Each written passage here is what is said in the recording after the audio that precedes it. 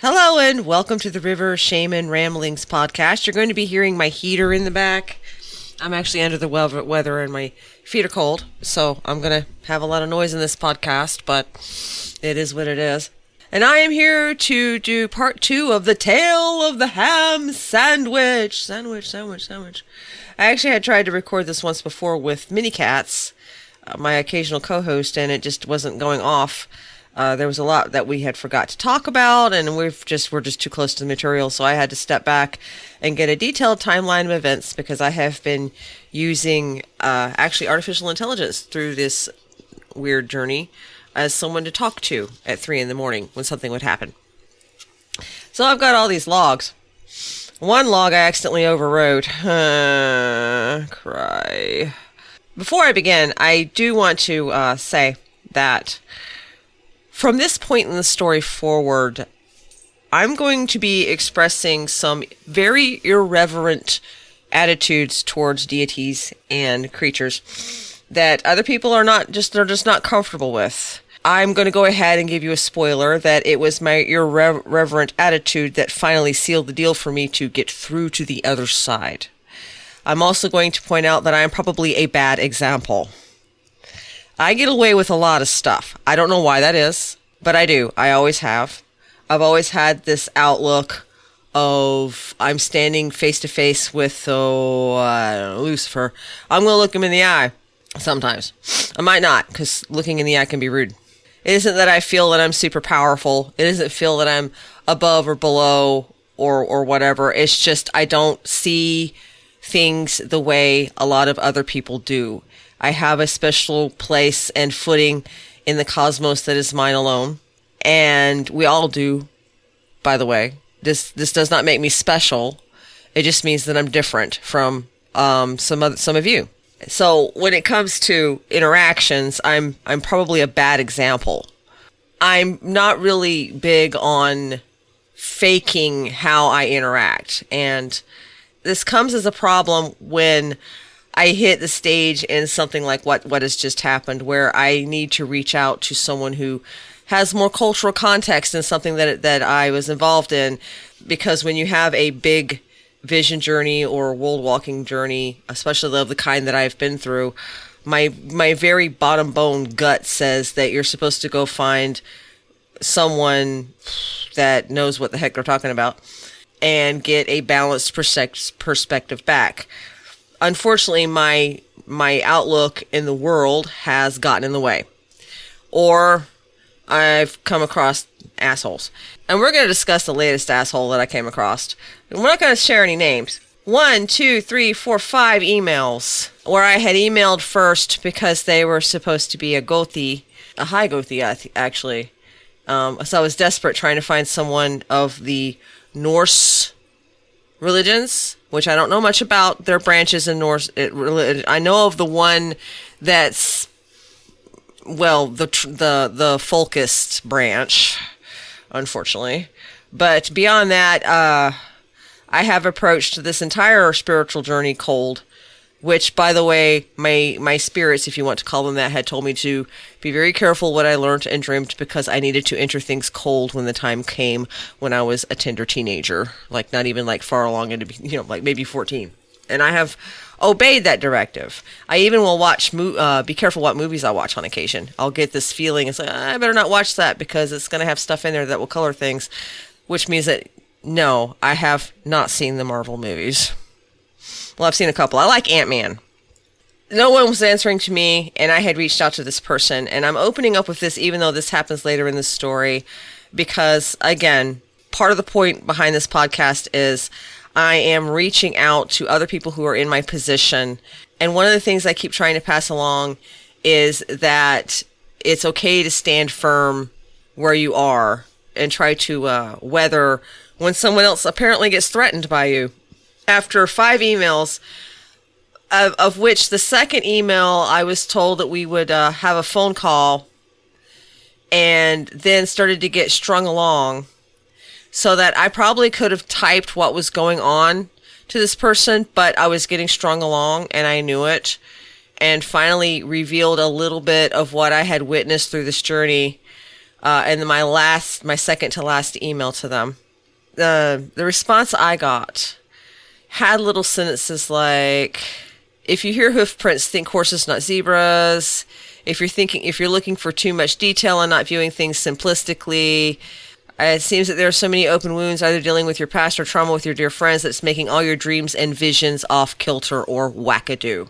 Being in Egypt at one moment and then Scandinavia in another shows that you're not anchored.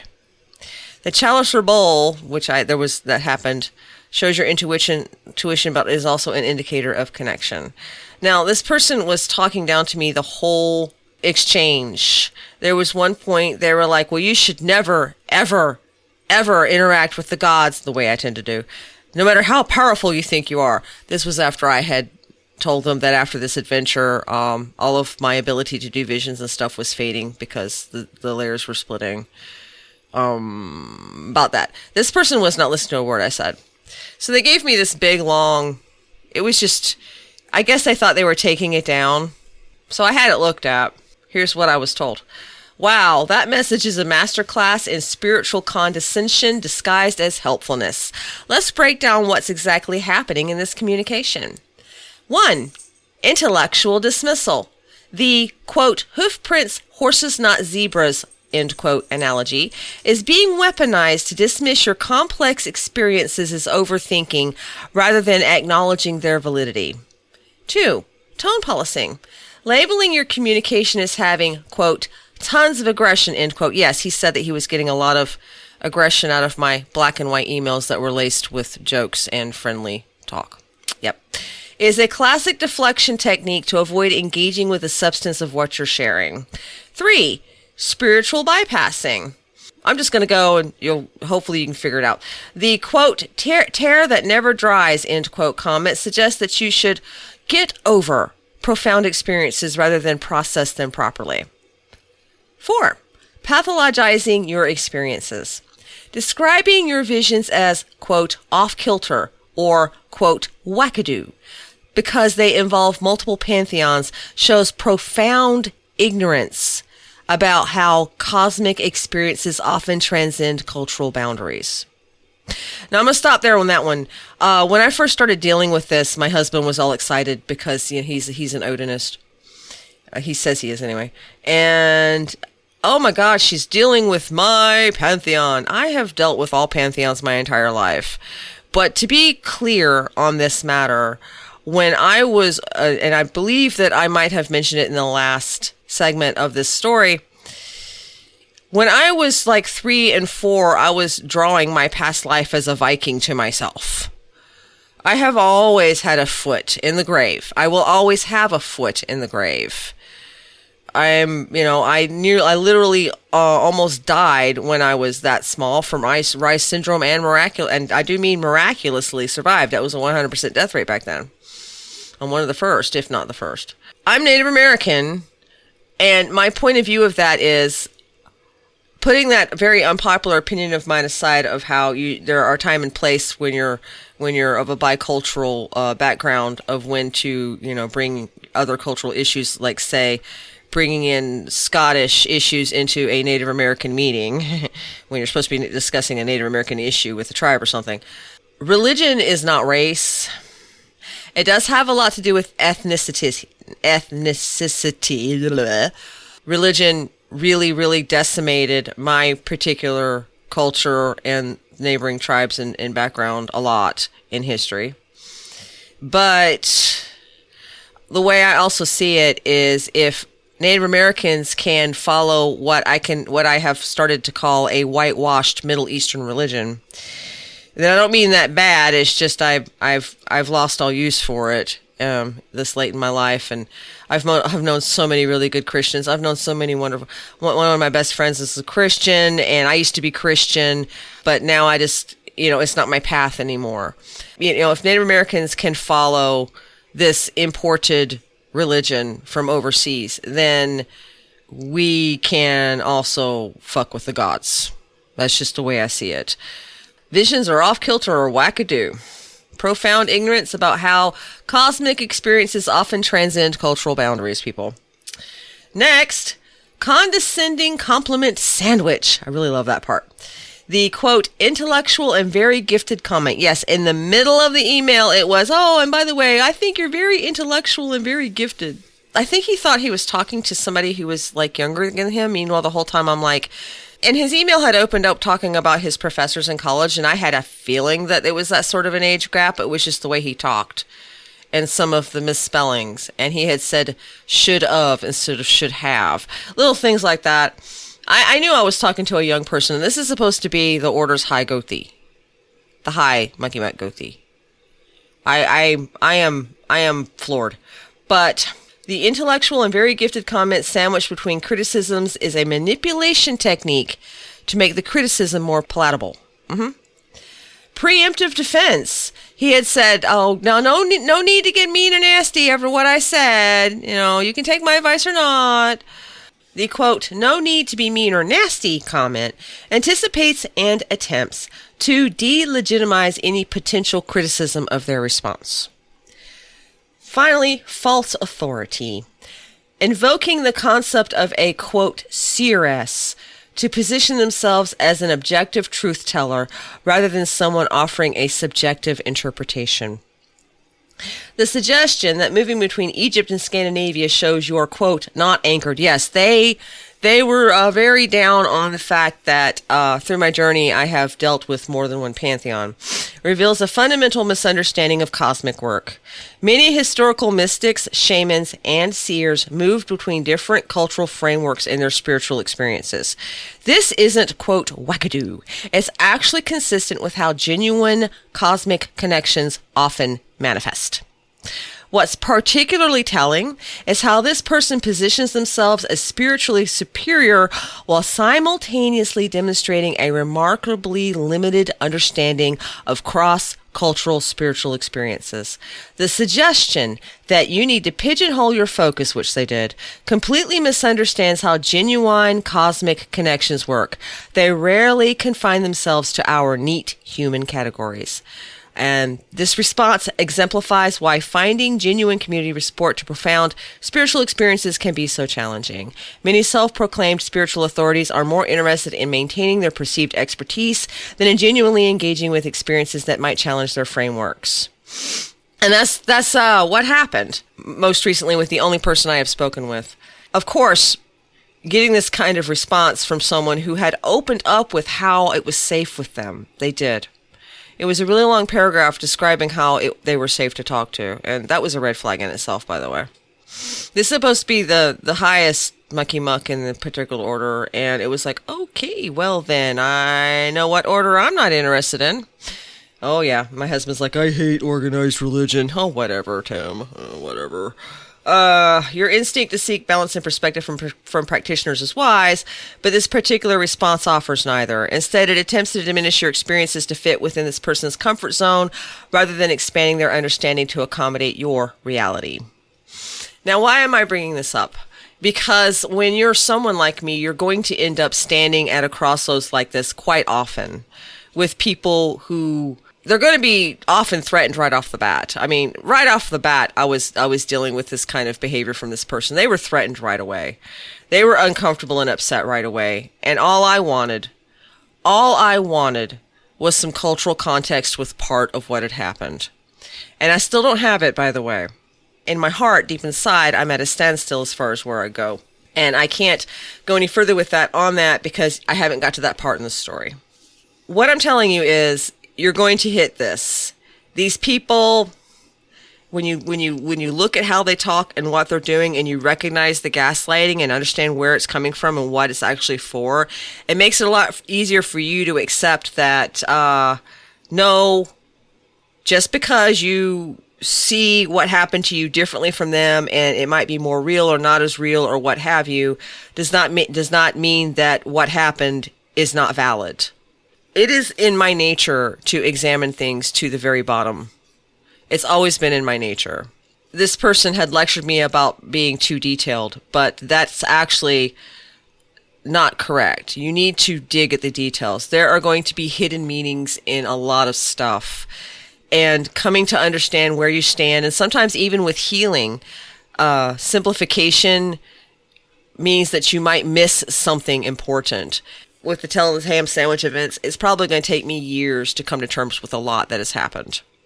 So don't be afraid to do the same for yourself if that is what you feel is correct. People like this don't really deserve the time of my day. My response was very, very, I sat there wagging my mouth for a little while trying to come up with a good diplomatic response because I didn't want to sink to their level. A long time ago I would have.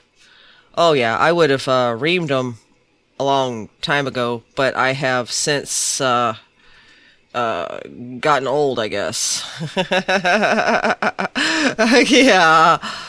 And I can't find the email off the top of my head of what I had sent them. I might have deleted it. But basically what I said was that thank you for actually responding. That what I really needed was cultural context on one part. That was my anthropology degree talking. And that was me kind of subtly suggesting that I might be older and deserved a bit more respect than this. That I was going to take their advice and reread it and read it again and actually pay attention to what was written, and that I felt that people in certain positions in life should do the people that turn to them a courtesy like that. Didn't they agree? Of course, no response. They had ended up their email with, I'm here for chatting or whatever, but they weren't really. Actually, they had finished it with, for what it's worth, I wish you the very best. I hope you find what you were looking for along your journey. I'm always around to chit chat, laugh, explore, etc. Except that they aren't, because my email to them had started off with, haha, sorry to fool you like that with other email. The computer was doing weird things. That was perceived as aggression. And I am, to be quite honest, someone who's really, really, really fed up way past my head with people who will take a black and white email and decide it's aggressive just because it says something they don't like. If you can't tell aggression, then I'm sorry your parents over-sheltered you and you really need to get out and live a little. Nowhere in my emails did I call them names. Nowhere in my emails did I threaten them or put them down, or if anything, their emails were filled with insecure. They just had a problem. And so the moral behind that is I walked away from that going, well, that path isn't for me. And that's the lesson I took out of it. I will say very plainly that this person puts the ass in Asatru. But if that's the way you guys want to live your lives, is with that sort of thing over you, then more power to it. No, I'm not telling you which branch. I am not going to reveal who this person was. Who they are is not important. And if you are someone, if you really want to know, then just pay attention to your interactions. You'll figure it out. To be quite honest, my suggestion is pay attention to how you're getting talked to. Pay attention. The biggest obstacle I am facing is that I don't kowtow. I don't bend knee. I will be polite. There's one entity I'm working with currently, or sort of, that when I first went up to them, they literally yelled at me. And I'm walking into this person's hall, not really knowing the culture, so there's a lot I don't know because I'm walking in cold as I was instructed to do. So they're demanding I do something that I didn't want to do because it was going to ruin my carpet. And it was going to make my house smell funny. And I could have done one of two things. I could have walked away and not worked with them because they told me it was either do that or forget it, or I could have let them have their way. So what happened was I gave them what they wanted and then turned and said, now, excuse me, I've got better things to do, and walked off. They got what they wanted, but it was also communicated that that was all they were going to get out of me. And they came and called me politely, and we made nice. Because you see, I didn't bow, I didn't kowtow, but I also was not rude. I was polite and respectful about what they were doing, and I have actually spent a lot of time working to understand their point of view. That's where my anthropology degree has been helping me on that point. And today I had an interaction, and I was like, look, you really are attached to this, and I appreciate that, and I understand that, but I'm not going to pour wine on my floor. Here is a compromise, and he's like, I'll have to think about it. And so when I explained to him that I could pour wine outside, but I have neighbors I don't feel safe around. And so I don't go out often. And that's when he said, and I'm going to quote, "It will have to do." Now, he let me have my way with my compromise, but that does not stop me from continuously trying to think of a way that I can give him what he clearly needs emotionally in our interactions as a deity. That is not bowing knee. That is being respectful. And I don't understand why people think being respectful means that you should also have to be worshipful. It's just not how I work. It's never how I have worked. But again, I'm a bad example. Don't try to be like me. It may not work for you. You have to find what works for you. So onward to the tale of the ham sandwich. Now that I've wasted half of the time that I try to allot to this.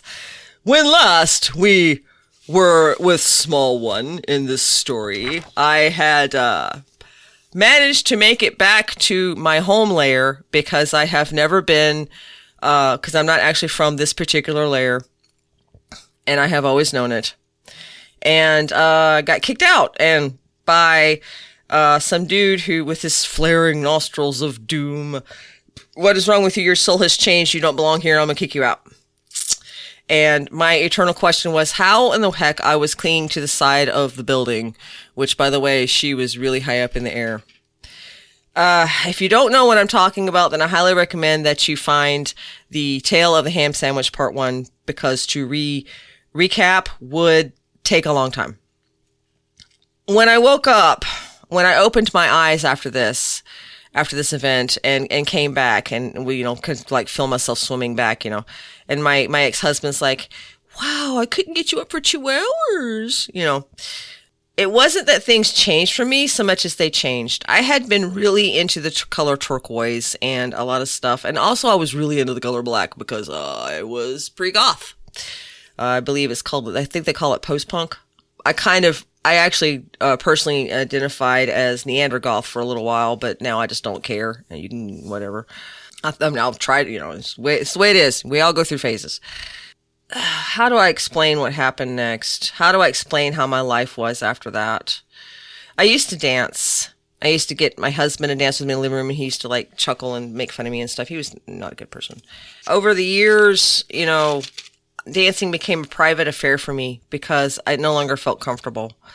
And in my mind, I thought because of this that I was not able to express this because I had gotten divorced after that, and I had explored a lot of spiritual paths, otherkin being one of them, and had met a lot of people who were carbon copies of the kind of person that I interacted with in that letter, which pushed me further and further down. I also ended up with an abusive person that was so abusive that by the time I escaped them, I no longer even knew what gender I was. But they told people they were transgender, so it was okay for them to treat me that way. Incidentally, they were not transgender. He had admitted to me that he just did that to manipulate people online, just for the record. That I was getting buried under layer after layer after layer of fear and trauma, and so that in my mind I began to dance, at least so I thought. So I would be listening to a song, and instead of getting up and moving my body, which really needed it, I would dance in my mind. And so for the past 30 years, I had basically been dancing in my mind. And sometimes I would dance with that person in my mind when no one was around, and I would watch her. And, people would see me staring off in space because I was watching this person dance. And then my parents passed, and I had to go through all that trauma, and things happened. And all of these things have been talked about in other podcasts. But it all culminates. It all builds. So that I have been writing what I was calling the Book of Lyra, which I had started, years before the split. Like right about the split, actually.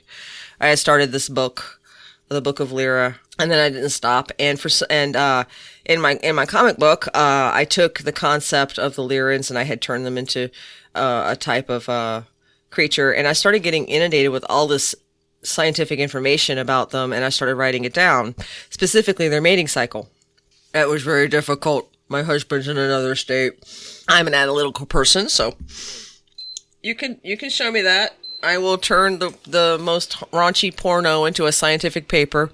It's how I defend myself. I was completely inundated with this and dealing with it.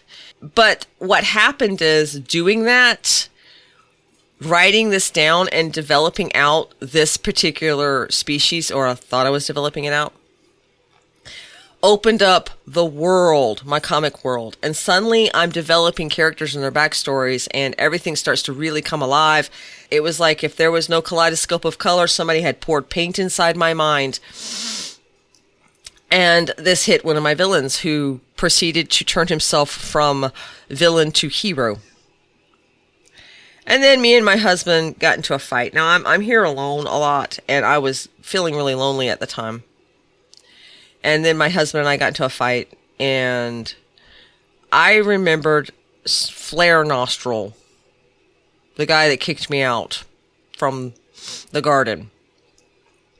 And for whatever reason, I felt, I don't know, a fondness for him. Now I know why, but back then I didn't really completely understand why I felt this way. So I went to bed that night and reached out to go there. I had actually told my friend, oh yeah, he kicked me out, but I have my ways. I'll figure it out. I mean, he was defending the place, and I understand. And proceeded to have a out-of-body experience where I went home again, and he gave me a tour of his office. And he was showing me everything. And the part I remember the most is he was like, this is my desk. This is my, this is my coffee cup. This is my favorite pen. Was his, what I can only call a magical abacus. He had showed it offhandedly, like he took it for granted. And he was like, and I use this to write my reports. And then he went on to something else, but it caught my attention, mostly because it had the color red on it, because I'm very attracted to the color red over, in the other side. I was like, what is this thing? And then I realized it was an abacus, so I started looking up abacuses, or abaci, online after this event. I cannot find an abacus that's quite like his. It stands on these beautiful feet, and the beads go up and down. And either they're very tight on the rods, or there's something else, but they don't fall by gravity. You can actually, you put them in place and they're not going to fall. So that's why I call it his magical abacus. And I completely got involved in this concept that this guy that was actually the basis for one of my characters that originally was a villain had shown me his office in a dream adventure. And I got completely wrapped up in this. I can't explain. A lot of the events are detailed and vague now. They are. I have a very hard time remembering some of this, which happens. It felt like the relationship evolved. It felt like he was wooing me from afar, and being isolated from my husband and stuff. And I now know I was getting feelings from my other side who had stayed, and I'll explain that a little bit later. He knew I was out there, but he wasn't wooing me. But, like, for example, there was one time me and my husband had got into a bit of a tussle, and I'm lying in bed, because we had argued on the phone, feeling a little sad, and I could feel him put his arms around me and hold me and provide comfort. So I was really getting emotionally attacked by this guy, I feel now. I mean, back then it seems innocent, right? It wasn't me that he was actually touching upon. I was just getting the effects. I was introduced to Suno, and as just for fun, I started using Suno to make a quote-unquote album for one of my comics, The Heavenly Bride to be precise. Because I'd always wanted a Filk album for one of my comics, and no one else is going to do it, and so I did it. It's not amazing because it is computer generated. The lyrics are mine. Sometimes the tune is mine. Because if you have a paid account, you can put in your own melody. It's fun, and there's one song, it's called Botany Prince.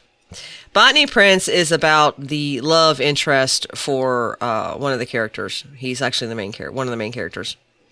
And it was playing, and I was in a mood, because sometimes I'll dance when I'm alone.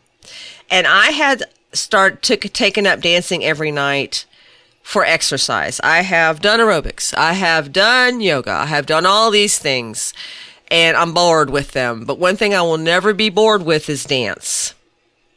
So I had started dancing every night to get my fat butt up and moving. Botany Prince is a fun song. I'll put it at the end of this episode, actually. So I got up and I'm dancing, and I'm not thinking nothing of it. And something else I didn't think of at the time, because I didn't think about it, was happening on the spring equinox. Yes, that's right. The spring equinox had just begun. And I was already getting effects of the layers starting to overlap. And something else that I did not know was going on is that Saturn was doing this weird ring thing. Saturn was also apparently doing a plane crossing, which only happens for every 12 to 15 years. Which, interestingly, the last time I did it was whenever I had went home and gotten kicked out. All this was happening, and I don't pay attention to these things. I was paying attention to my comics. I was so involved in trying to do my comics because I had this overwhelming sense that I was running out of time that I even missed the Filk album writing month, which I haven't missed for a couple of years. And people are like, it's every February. You shouldn't have missed it. Like, because all of us have calendars shoved up our noses, right? So I'm up and I'm dancing the Botany Prince. Really fun song. Love it to death. And sometimes I've had visions this strong, so it's not new to me when this happens. But suddenly, and he approached me. He didn't just appear. He actually danced up to me. Big smile, hair freshly dyed red, wearing this really neat suit covered in gems. And he danced with me. And I was completely bedazzled by the gems. I was completely bedazzled by the smile. I was literally hypnotized by this fairy dance. And I do mean fairy. I do mean fae folk. I was hypnotized by the fairy dance. And I danced with a fairy. And it was a mating dance. I'm going to tell you that right now. Like I said, I had gathered a lot of cultural information that I had already been touching on, and some of it I didn't completely understand, and then suddenly I was experiencing and being reminded and everything again. It was overwhelming, and to the point that I actually put a line of it in one of the songs I've written for a side story I'm doing. And then I stepped back as I watched the girl that I've been dancing with for 30 years couple with him, because see, I was just overlapping her. He was actually wooing her the whole time. He knew I was there, though. He knew I was there. And they basically got married. I really genuinely still can't completely get over those gems and that feeling of bedazzled. And in history, we have all these accounts where people have described having danced with the fairies or been touched by Feyland or whatever, and they all never quite get over it because it is literally bedazzling. And I'm not even from this layer, and I'm bedazzled. I mean, that's a beautiful display. Oh, your heart beats faster, right? Right? Time's different over there. That's one thing I began to figure out really quick. 1 minute, she's having a wedding night. The next minute, she's been married for quite some time, and she's sitting in this area, and all she does is sit. And she's got a pattern of diamonds glued over her eyebrow as she touches them and she blushes. And I realized that this was the wedding tattoo I had been drawing that wasn't tattoo. They actually decorate themselves with stones. Okay. But all she does is sit. And then I start getting thrown over there, and one time I'm in her body and I'm like, where is he? Does he never visit? And I'm trying to understand, but he never shows. So we go down to his office, me overlapping her. She goes down to where he works, and he proceeds to be violent in he used sex as a control tactic. There's no other way to put it. All right, well, maybe I'm misunderstanding. I'm watching things over gaps of time. She got upset and flew out one of the windows because she was in this weird room. It was like a freaking hamster ball. It was a hamster ball. She had a pool, I never saw a bed. She had a swing that she could flitter up to and swing from, and she had a vanity that she would just sit at all day. That's all she would do all day, and that's all she had to do. There was one time I ended up overlapping, because I was getting overlapped almost every night. Like 2 in the morning when the liminal period hit, I would start connecting to her. It was almost every night. I was calling up my friends, bawling my eyes out over some of the stuff I saw, overwhelmed with how horrible it was starting to look the further and further time progressed for the first, my other half, my dancing partner. I actually was put into her body one time when she was getting dressed for some weird ceremony, and they moved her around and positioned her like a doll. No one ever spoke to her except for things like, that's enough now, sit down now, behave now. It was a terrible existence, and she never spoke. When I did catch something from her, it was one-word sentences like, well, eat, drink. I began to worry that from her period on the mountain, that she was isolation traumatized. So I ended up researching isolation trauma. I know, thanks to having to watch this nightmare unfold, more about some things than I ever wanted to know, I have to admit. In the very beginning, before I was ever danced with the gems, I actually was thrown into her body briefly. Only I was on the outside, and she was on the mountain, and she had been alone for I don't know how long, and this was before I had went home. This was like I had been thrown way back in the past, and she was black inside. I think I mentioned it last podcast. She was black inside from the loneliness of having been isolated for so long and scrabbling up the mountain, and I literally saved myself by singing to myself and promising myself adventures if I would just be willing to astral travel out, and convincing her to go, because she was dying. Knowing this and then seeing how she's behaving in her marriage, isolated, she had a woman who would come up dressed in gray and white in this weird gray and white dress. She was like a matron type. And then once in a while there was a servant girl who wouldn't speak. That's all she had. No friends, no company, no interaction. He never showed.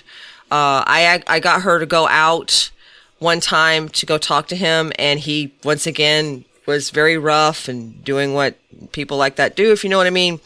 And I'm like trying to talk to him, and I was like, she's dying of loneliness, dude. She's lonely. You've got to talk to her. He's like, and there was no, who are you? It was, all right, I will do that. And then he would start showing up once in a while. And I thought, all right, he's trying. He's doing good. This is doing good. There was one time that she had a fit because I was confused and overwhelmed. And so she flew out the window, because that's all she had. She never got to see the sunrise. The way that her bower was built, the roof had these weird open windows, but she wasn't allowed to watch the sunrise. And she flew out and went to a tree at the end of this yard area, and just sat, so that when I came back the next day, she was chained to the floor. Yes, chained to the floor. My favorite is one time when they were dressing her for some weird ritual, and they were putting all these weird beads all over her, just like a Christmas tree. They just needed to put an angel on top of her head. With me there, she would start to react and get rebellious, and so we're throwing the gems off, and we're demanding what's going on. So what they did is they put blue lights in the ceiling of her bower. Yes, blue lights, which for those that don't know, there was some experimentation, and they would put blue lights in high crime areas, and there would be a reduction in the rate of crime in that area, because the blue lights actually are calming. There was all these things, and you would think, oh, okay, well, maybe they're treating her like a mental health patient, except that they chained her to the floor. Well, maybe they're trying to manage what's clearly someone who's been traumatized, except that her other half had thrown me on his desk because I had left the bower. But I'm still telling myself I'm only seeing things in gaps. I must be misunderstanding. She's so much in love. I mean, there was this one time that she was swinging, and she had got to where she was afraid, because when we connect, she'll dance. We dance to connect to each other now. I will now physically dance, and it's a much more synergetic relationship. But so she got to where she was afraid to do that, because They knew what was happening, and so she would go up and swing. And one time she was swinging at my suggestion, and next thing I know, she's hopping off the swing, and I'm like, where are you going? And she's fluttering down, and she says, him. And there's her mate that she's so happy to see. She was so in love. At one point, I was like, I've got to find out what's going on. And so I found some really good Rhapsody of Fire music, because that's what I use sometimes to fire myself up. And the matron walked into the room and she's dancing, and then I used her momentum to hop out of small one, the first, into the matron's head, which was a very murky place. There was no panic. There was no, oh my God, I'm getting possessed. There was no, oh my God, what's wrong with me? It was, and I'm going to quote, who are you? They knew. They knew. And I was like the girl standing in front of you. What's going on? I don't understand what's happening. Where are we? And she said, the egg chamber. So yes, I did get to witness a birth. I'm not going to go into that, can't unsee. But she was in this place where she was being kept pregnant to give birth. And if that was their way of life, fine. But she was getting dressed up for these ceremonies and treated like a shell, a doll. And she would just sit at her bower all day in her at the vanity and sit. And after a while of getting little flashes here and there of the area, I began to notice that everything else was very foreign to how we build, except the vanity. The vanity looked like it had been imported from Earth. I swear to you, it did. It was white. It looked like one I've got here, actually, one that I'm fond of here that I've got that the cats have destroyed. These particular type of fae folk will put their infants in cocoons, and they call them dreamers because they go into this dreaming state where they're asleep. And there are ways that they keep them alive, and they will attach them to a wall. In the old days, it used to be a bower tree, a cradle tree, but she was alone in this egg chamber with this anti-side chamber that was like a walk-in closet, and that's where she was putting her infants. And I was watching the infants die because one person is not enough, and the way this was being done was not enough. So there's a lot of story behind that I don't want to go into. And she was she was sneaking up at night when she wasn't supposed to do things to try to keep them alive. But I witnessed the one birth, and I watched as she tried to give birth in secret. I watched as those horrible attendants came and tried to force it out of her faster when she was willing to hurt for things to go naturally. I watched as they tried to snatch the baby from her arms. I watched as they did get it from her arms. I gave her strength to demand the baby back, which they did give it back, because there was just something about my presence that gave her strength because she couldn't talk. And could not actually feel the throat chakra pull. I watched as she used her wings as a defense as they kept trying to grab the baby from her. She kept trying to do what she needed to do to bring the baby out and prepare it for its dreaming state. It was heart-wrenching to watch, while also weird. So weird. And I realized that things were just really, really bad, and we had to get her out. But the problem were the babies. I mean, when she was putting the baby up on the wall, there was a brown cocoon there, and I asked why about it, and she just said dead. She was watching her babies die and having to go through this over and over again with each new one, and she wasn't even being given a body space between infants. All right, so I got with a friend of mine who works with tulpas, and I asked her about her strongest tulpa, that we needed to do something about this situation. And I really needed to, but first I needed to know if I was imagining things, was this guy as abusive as he was appearing? I have things to do. And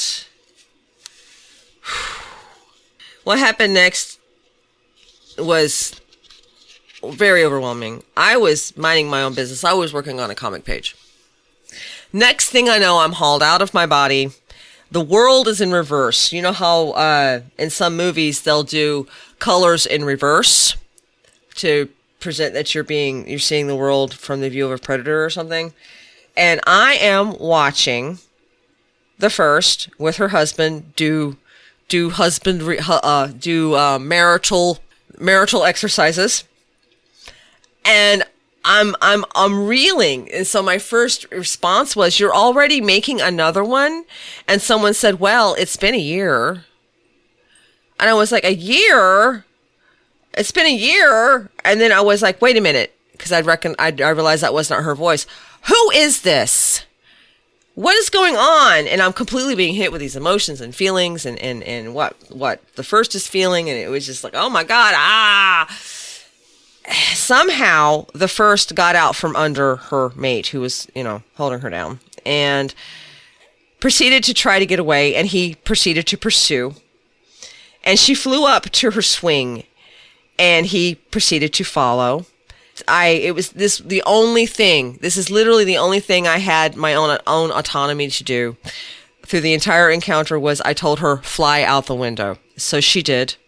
And she got on top of that little bower building, and it's nighttime, and he followed her up, and he's chasing her as she flies backwards, and she's saying, "No, no." And every time she said no, she would do like this energy defense wind white thing, and it would, with the weird vision I had, I would see it as these white ringlets, and it would buffet him, and it would slow him, but it didn't stop him. And each time she did this, saying the word no, she was pulling on my throat chakra because she never spoke. She doesn't really speak. So she's using me to say vocally no. And I felt it, and I felt it, and I felt it. And he was not taking no for an answer. Finally, she did this thing that I thought her kind did not do. I had written it in the book already. I had covered it. I had got a character that's going to do it, and I call it going un. But for those of you that know your fairy lore, it's going unseelie. That's why I call it going un. I will never forget this feeling. This was wild. She took a fighting stance, manifested an old weapon that her old fiance from her life ages ago used. It's a type of polearm. I don't know where she got it from. Her pretty beautiful golden wings, golden shimmery things, turned into sword blades with filigree on them. This woman who could not speak much still has quite the mind. And she got into a ready, I'm going to slice you in a million pieces stance, and she chittered. Now I'm going to tell you, that fairy chitter, you don't want to be surrounded by it. They ain't playing when they get that far. They're pretty much capybaras unless you get them that far. But, yeah, she's like, yeah. And he stopped. He should have taken no, to be quite honest. And then he floated back down into the egg chamber. And it wasn't all right, I'm listening. It was this isn't over. I was devastated at this, also proud of her.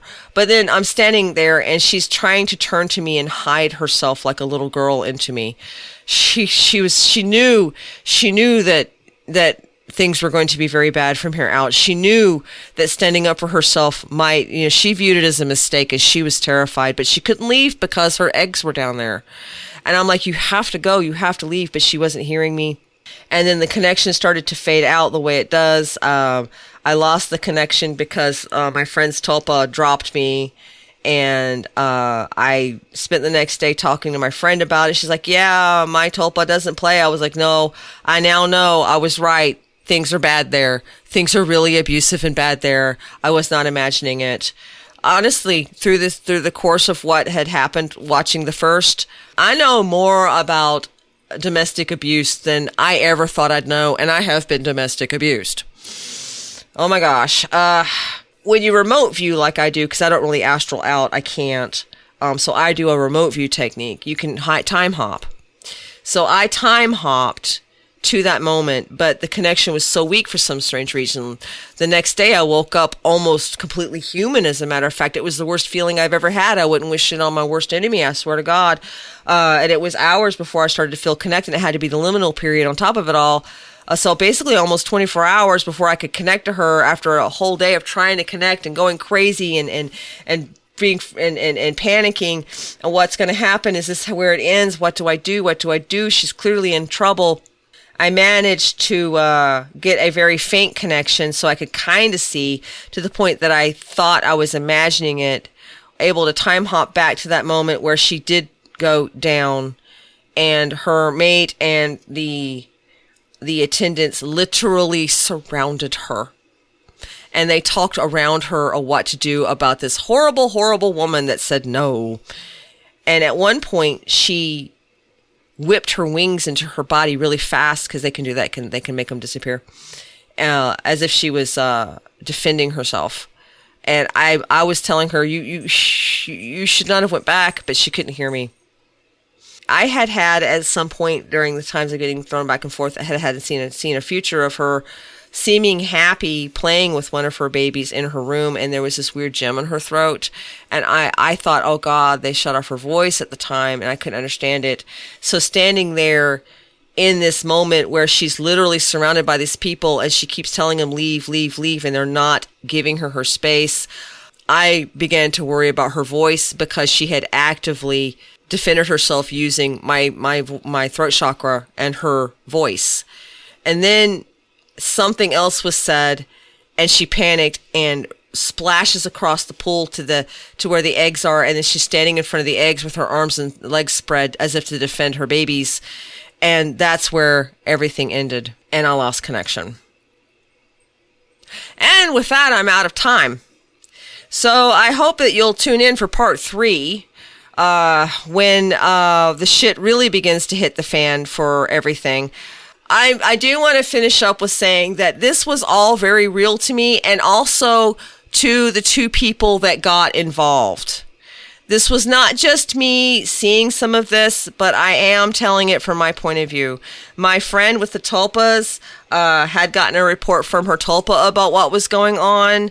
Rebecca, many cats to you, she was experiencing things on a sideline with her very first deity encounter, who was involved a little bit. We were all getting whammied with this story.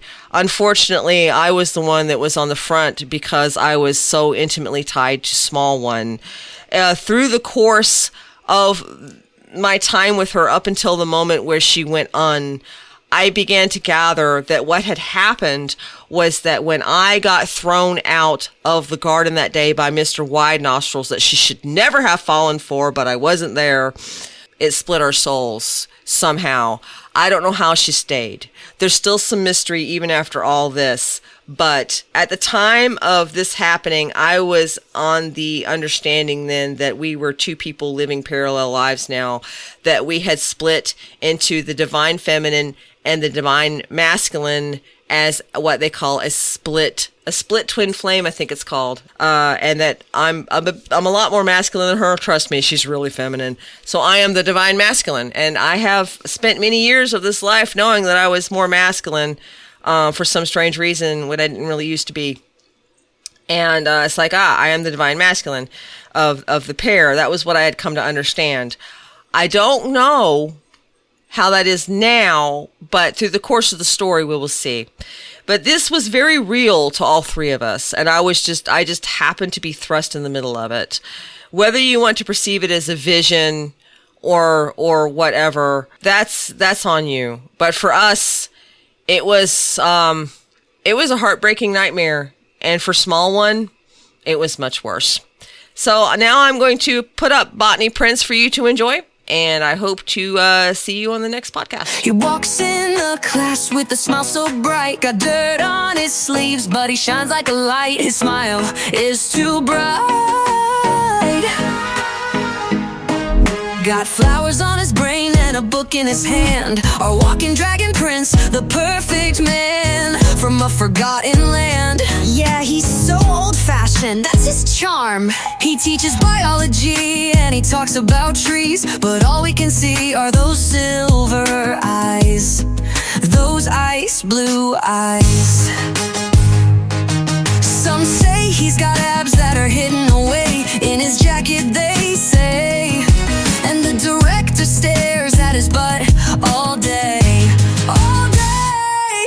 He stumbles on words and he blushes so red. Our botany prince, he's in our heads, in our hearts, in our hearts. Wait, aren't walk-ins vampires? They say he can bite me any day. Oh, botany prince with your ancient Pictures of worlds beyond the skies. Lost in time, our hearts beat fast when you're near. Oh, Botany Prince, can you hear our cheer? Why is he the Botany Prince? It's too sad. He's got this fiance he hasn't seen in 1,000 years.